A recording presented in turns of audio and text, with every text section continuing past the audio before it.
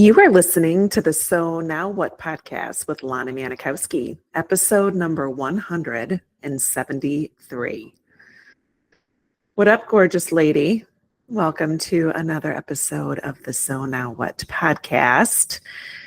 It is full out summer here in Chicago. It has been beautiful. You know, we complain about weather when it's cold and then it gets hot and then we're like, oh my God, it's so hot. I am just enjoying it and letting it be what it is, because we can't change it anyway. Which brings me to a beautiful topic that I want to talk about, and how you are viewing yourself as a childless woman and somebody who clearly wanted to be a mom and tried all that you could, or prayed as hard as you could and wished as much as you could, and it did not happen.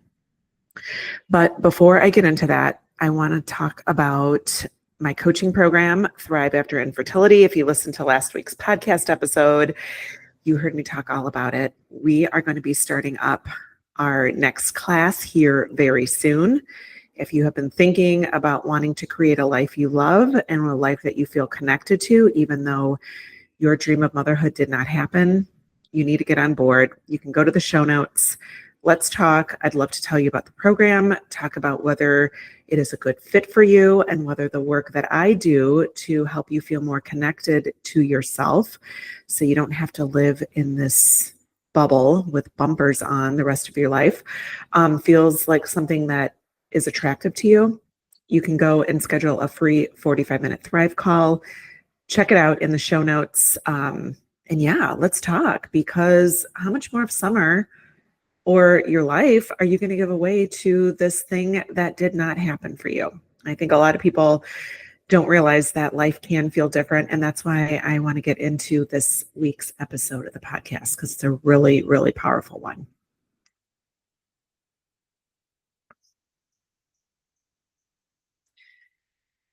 So I know that you've lived through the heartbreak of infertility, and that, yes, you did try, you did hope, you did do everything possible that you could to become a mom. And now that you're living this life that is so different than you imagined, there might be some things that have you believing that this is just how life has to be. I spent so many of my years thinking that this is what happens. This is this label that we have. And before you click away from me and think that I'm asking you to slap on some fake positivity, which, if you know me, you know that this toxic positivity BS is not my thing.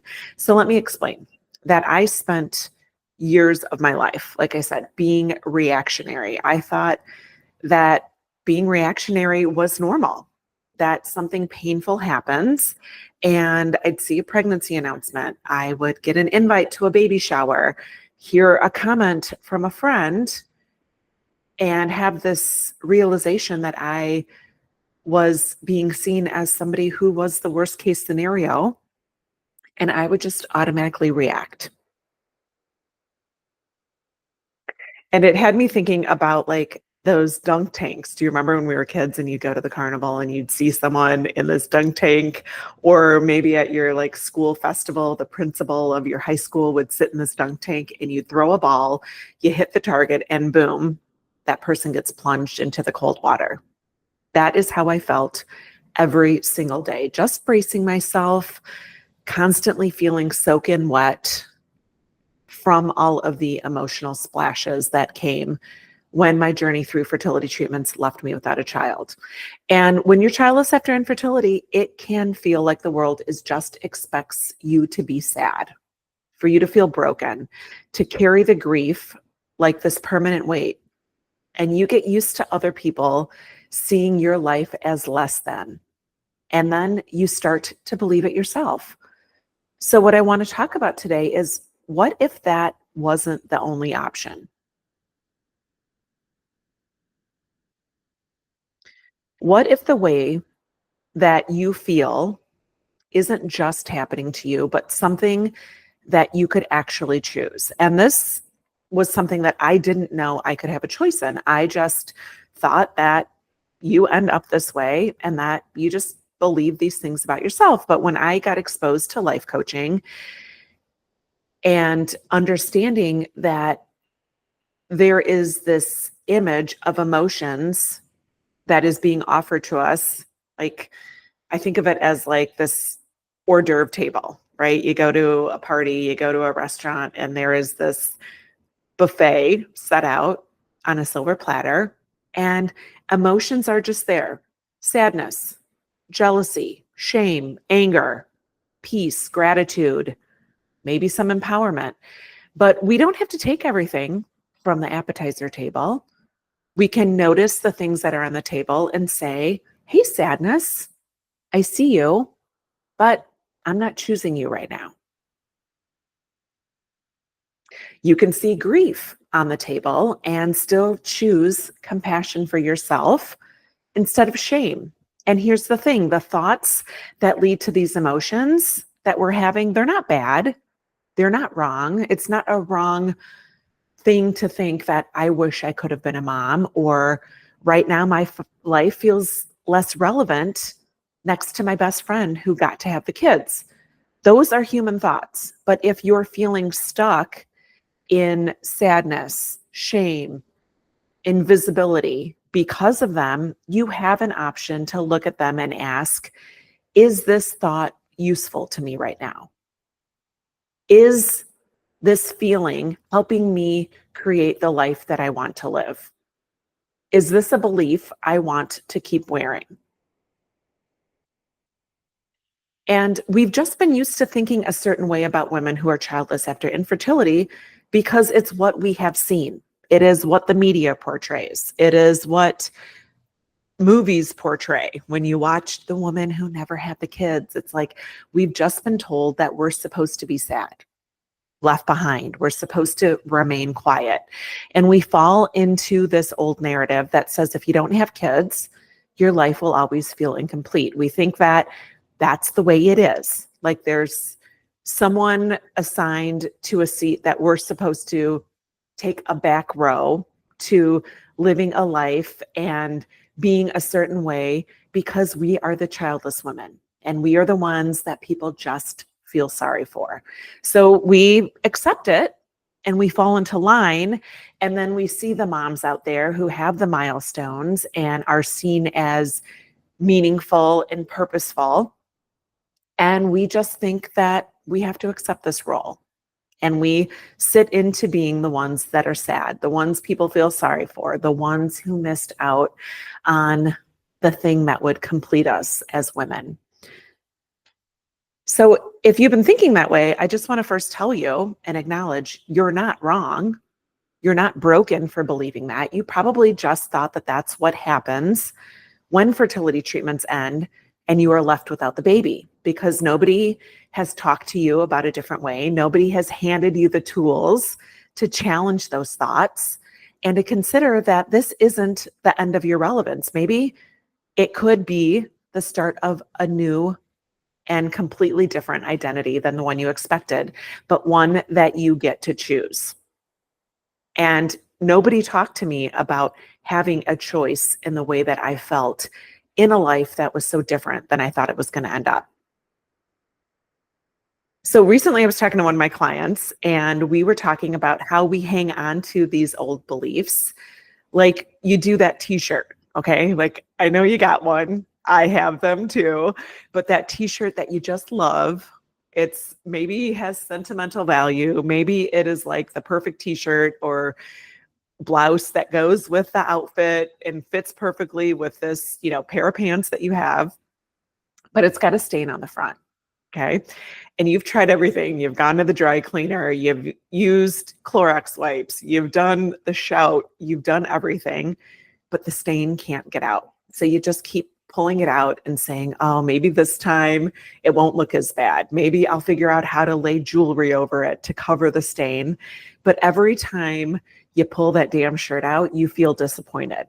And that stain is still there. That's, in my opinion, what it's like to keep believing thoughts that no longer do things for us. They no longer allow us to see ourselves the way that we want to see. Thoughts like, I'll never be happy without a child. I'll never know love until I'm a mom. people feel sorry for me, and they should feel sorry for me because my dream didn't happen. I have nothing meaningful to offer the world.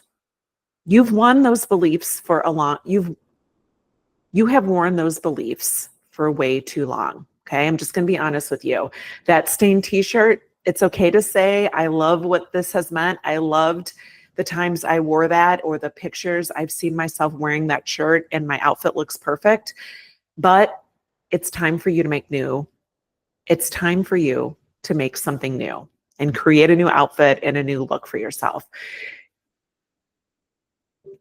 So the woman that has taught me all about how to navigate grief, she's been my mentor in when I got my grief certification. Her name is Krista St. Germain. She is not infertile. She does not do anything in this space of infertility, but she is an expert in grief. And she offered such an amazing perspective for me. She taught me that grief is not a problem. It is not something that we need to solve. It's a natural and necessary thing that is in our lives. And we don't have to move on from feeling grief about not having our dream of motherhood happen. We just have to figure out how to integrate it. It just becomes part of our story. Like that stain on your t-shirt or a scar maybe on your body. Sometimes that scar aches, but it doesn't mean that you're broken. It means that you wanted, you desired, you loved, you hoped, and you're still here. Krista reminded me that grief is layered. It's not about a child you didn't have. It's about a version of you that you thought you'd become. And it's about the dreams. It's about the holidays. It's about the milestones that you thought would have been.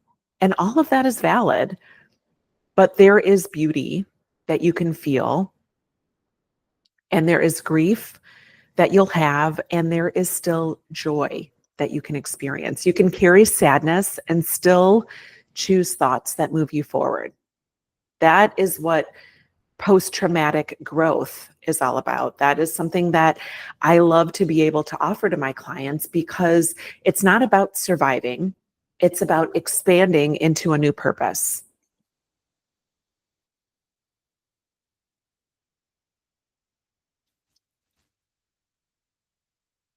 It's not about surviving. It's about expanding into a new purpose.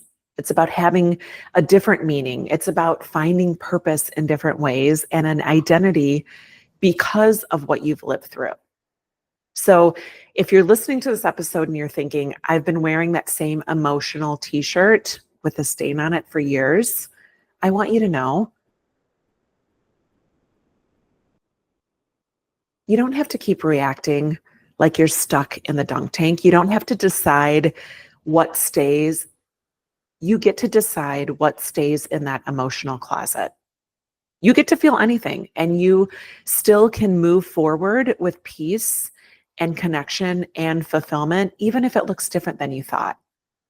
If you've been feeling like you just want to figure out what to wear next, what the new look in your closet's going to be, what the new you is going to do to find meaning and connection and fulfillment in your life, I can help you. That is why I do the work that I do. That is why the clients that I work with go on to create this life that feels connective to them without needing to be toxically positive or need to act like they don't desire motherhood or that they never feel triggered or emotion again. It's about how to navigate the way that you see yourself and how to create a narrative for you that is true about you instead of continuing to borrow this negative view of women without children in a way that makes you feel as though you need to shrink around other people. So I could help you. I would love to help you. If you want to talk more, I talked about it at the onset of this, book a Thrive call. Let's talk. Let's figure out how to stop having you be reactionary, because I want you to feel prepared. I want you to go on in this world and feel confident and feel grounded in yourself, even if people don't understand what it's like to be you. You've already lived through the hard part. Now it's start. Now it's time. Now it's time to start living on your own terms. So I hope you have a beautiful week. I love you. And remember that it's never too late to discover the meaning. I hope you have a beautiful week. I love you. And remember that it's never too late to discover your meaning. I'll talk to you next week.